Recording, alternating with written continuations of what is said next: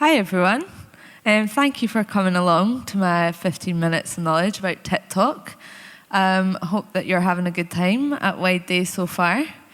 So I'm going to start off by giving you a little bit of backstory about me, because you're probably thinking, who's this random person and why does she think that she can talk about TikTok for 15 minutes? So my name's Ailsa. I work at a marketing company called Aimless. We started the company last January because we found that there was a gap in the market for artists that maybe didn't have certain members of their team in place for campaigns. So that could be artists that didn't have a label involved. They might not have had a manager. And we found that in terms of like content creation and doing their campaigns, where there was a knowledge gap, that's where they were missing out on their campaigns. So essentially, we work with artists on, it could be like 3 to 6, 9 months, campaigns for getting an album out, getting an EP out, and that includes lots of different things. So that's managing the releases, giving them a content plan, going through certain social media channels, looking at their social strategy. And as you can see who our current clients are, we work with quite a lot of people in the Scottish industry, but I also work at a management company called A Modern Way, and I'm a day-to-day manager there, so I have a bit of everything going on. The main reason why we've chosen to talk about TikTok is because, as you know, it is the fastest growing social media platform of the moment. I'll just let these sort of facts speak for themselves, but installed on 3 billion devices worldwide, has 1 billion monthly active users. Users spend more than 850 minutes per month on the app, which is a lot of time. 167 million TikTok videos viewed a minute, which is just insane. The entertainment category is the most popular, which is good news for artists and musicians because you fall under this category. So basically, we have started working with our artists to develop their TikTok strategies, and that's just because it's really part of their social media presence that needs to be there just now. In terms of when you're working with labels, if you're working with like PR companies, we were finding it was one of the major questions we were being asked is your artist on TikTok? So I have a TikTok account myself as well, which I've been lucky to have some success with. So it's kind of nice having it from both sides, not music focused. So it's called Girls Around Scotland. If anyone's interested, you can check it out. So TikTok sort of landed on my remit within the job, which is great. I love it. But if I had £1 for every time an artist said to me, I'm not getting on there and doing a dance, I would be a rich woman. So I spend a lot of my time talking with artists about how they can use the platform to not do those dances and develop a strategy that actually works and feels really true to them and who they are. We're also really lucky with, I think it was last March, TikTok actually got in touch with our management company and said, why are none of your artists on the platform? We'd really like to work with you to get them on the platform.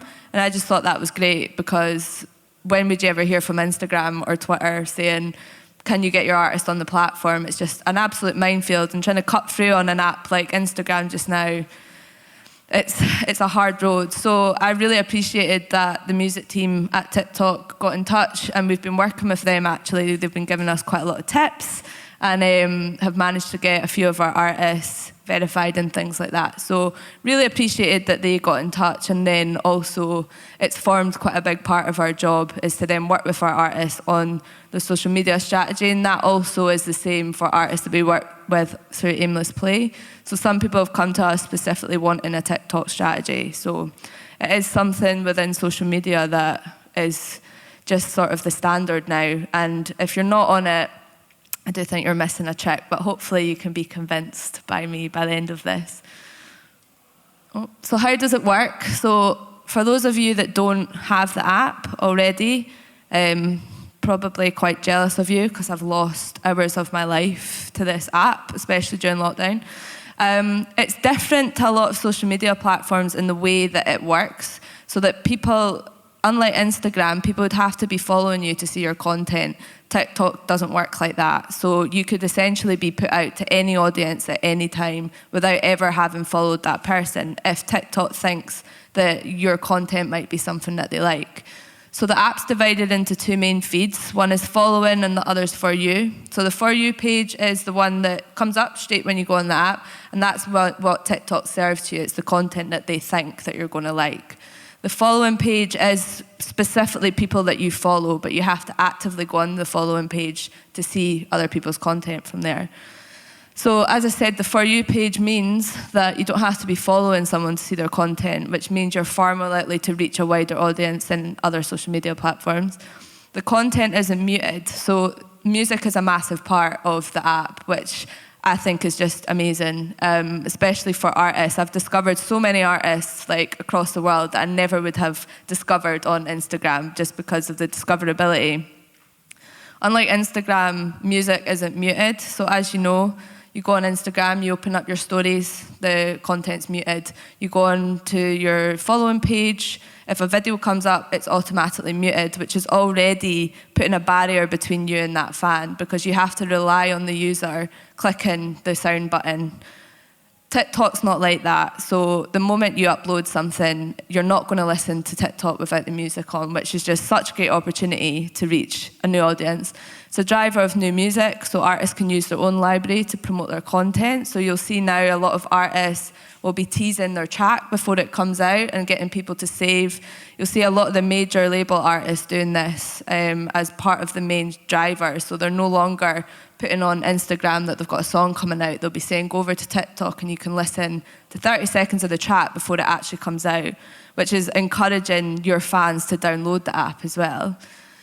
It's unlike any other platform in terms of its algorithm. So, sorry for using the word algorithm. It literally, it's a buzzword within the industry, but Instagram algorithm obviously works very differently in that, again, like I said, you have to be following people to see the content.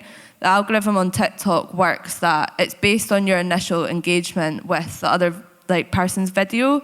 So when you put a video up, unlike Instagram where you have to rely on your user following, TikTok works by going off the initial engagement within the first 10 seconds of you seeing that video on your For You page.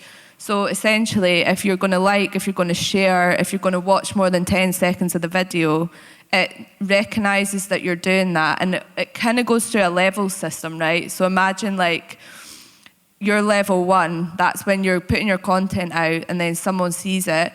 If the users start to engage and comment and share, it will then go to level 2, and then the more further wide it goes, it will keep going up those levels. So that's how you'll see those videos going viral. Because essentially you're going through from level 1 to level 10 of how that engagement is based. So your strategy about the TikToks, you really need to think about the first 5 seconds of your video, and I'll talk a little bit more about that. The engagement comes from your shares, saves, comments, duets, and likes, and essentially that's just engagement across the video on any way that user is engaging with your content. So some top tips, it's hard because there's so many, but TikTok, as I say, they're really intent on getting artists and musicians to use the platform. So they actually have a weekly creator newsletter that they set up, as well as a hashtag newsletter that anybody can sign up to. Specifically, the music team do the creator one, and they send the weekly hashtags, and they send everything that's trending in the next week, what hashtags you should use. They send examples of videos that they think are great, and it's just a really nice starting place if you're not sure. Just sign up to the newsletter, get an idea of what other artists are doing, see what hashtags are trending for the next week, and then use them in your videos. It's quality over quantity, so I've heard a lot of different things about how much you should be posting. So there was a lot of talk about you have to post 3 times a day for a while to be seen. That is just so much content. Unless you're doing it as your full-time job, it's not really realistic. I was down at the Great Escape last week and I caught a panel with TikTok, David Morgendorf, who's the head of artist partnerships, and someone asked him, how often should I be uploading? And it was really interesting to hear what he had to say. And he basically said it should be quality over quantity and that they recommend posting 2 to 3 times a week. And that's because if you're not posting content that feels authentic, and if you're just hopping on challenges and duets for the sake of doing that, your fans are going to very quickly see that that is not true. And then that's when they're not going to engage, that's when you're not going to get followers. So essentially, aim to post 2 to 3 times a week. Engagement is everything. One major issue that's been identified by TikTok, and I guess we see it as well with our artists, is that the creators don't use the app themselves. So then you go ask them, they say, I want to start using TikTok. And in their head, they've got that misconception that it is dances and everything. But once you download the app for yourself and start using it, you'll very quickly see that that's not the case, and that it will serve you stuff that it thinks that you like. So the more that the creator can use the app, the more that they're going to get ideas of stuff that they like to consume and the ideas that they would use for themselves. It just, it's a lot more authentic than just hopping on a challenge or a trend for the sake of it. If trends and duets and challenges are your thing, these are a really easy way to get out in front of people. A lot of the big artists will do challenges like they'll sing part of the verse and then they'll ask people to duet the chorus, and then you actually see the artist sharing those videos. So if you're an artist, it can be a nice way to get in touch with other artists that you really like, and then you never know, that's led to support tours and stuff for some of the bigger artists. So you just don't know who's watching. Use trending music and use your own too, and encourage people to save. So as I've said before, obviously music is the big part, and that's, as an artist, your opportunity to get your music out in front of your fan base. If they're following you on there, chances are that they're really engaged with what you're saying. So the more you can use your own stuff, the more that gets out in front of them. Just had a 5-minute warning, I'm on like my 3rd slide, so I'm going to try and be really quick and go through the rest. The first 3 seconds of the video are crucial, and that's because if you're an app user yourself, you'll know it's so easy to just scroll. So that first 3 seconds really has to capture people. In my own experience, so with the stuff that I do, like with food and drink, right at the beginning when I was starting the TikTok, I would be sharing like the outside of the restaurant and all that before actually getting to the food about 15 seconds in. And I was quickly realising people don't want to see what the outside of the restaurant looks like. They want the really good content first off. So choose like your best video, the best clip that you've got, and put that at the beginning, and then almost work backwards, because that's what's going to draw people in and that's what's going to stop people scrolling. Using text on the beginning of a video will engage people. So that's just like, you can pop text at the very beginning so people know what to expect.